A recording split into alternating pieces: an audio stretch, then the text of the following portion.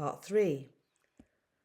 Dr. Siti Fadila Supari, Indonesia's previous health minister, is the only one who has ever managed to get a US military laboratory closed down on biosafety grounds.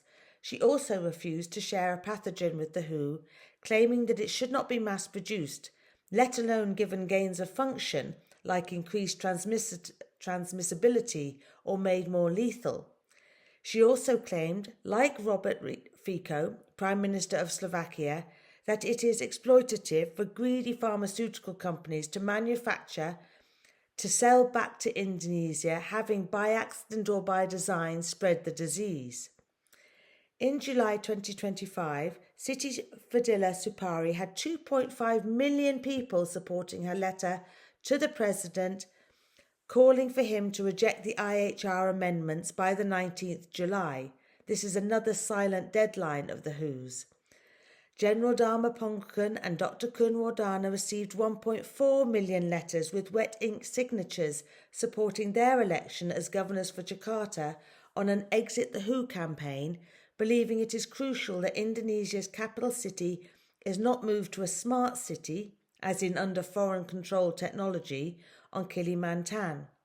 Indonesia is facing mandatory novel tuberculosis vaccinations when there is no pandemic, and still the wide use of the PCR test, which is not a diagnostic tool, but a trick used by the defendants to claim widespread appearances of the pathogens they want to prescribe for.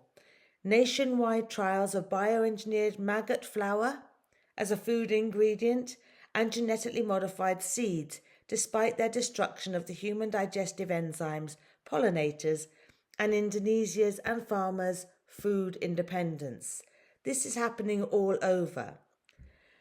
The release of Wolbachia IP technology mosquitoes, coupled with Microsoft CNN AI, has been written into Indonesian law, despite no due diligence or consent.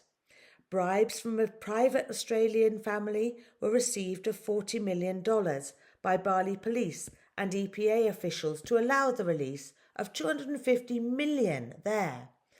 Cover-ups are extreme and complete of the outbreak of Japanese encephalitis after the trial releases, of the contamination of land and waterways in Maui, who received 164 drone drops. I say receive 164 drone drops of engineered insects every week, approved for 20 years, and a new law, HB 427, to let the authorities seize private property on conservation and biosecurity grounds. Even Saturday is a deadline to try and to put in a public consultation, make a contribution to a public consultation in Hawaii to stop Google insects. That is Google who are trying to release them now, the 164 drone drops of engineered mosquitoes by Google. I mean, who do they think they are? Sri Lanka has 4 times the highest level of dengue ever recorded, and military drone intervention for the larvae crisis that the mosquito program caused there. Brazil has an American company, Oxitec, building the world's largest mosquito production facility with no requirement to disclose where the human blood will be sourced and no review of earlier releases, the maps of which outline the exact same regions where something drove a variant of Zika from a common cold to a fatal baby head shrinking calamity. These are biological attacks arranged and funded by the defendants via pandemic preparedness funds, public-private partnerships and philanthropies.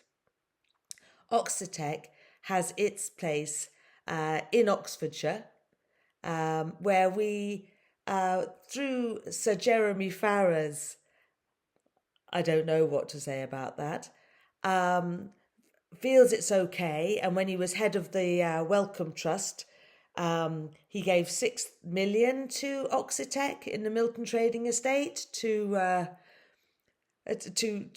make genetically engineered mosquitoes for release in other countries, so for release in Florida, and I don't think any of us would like it.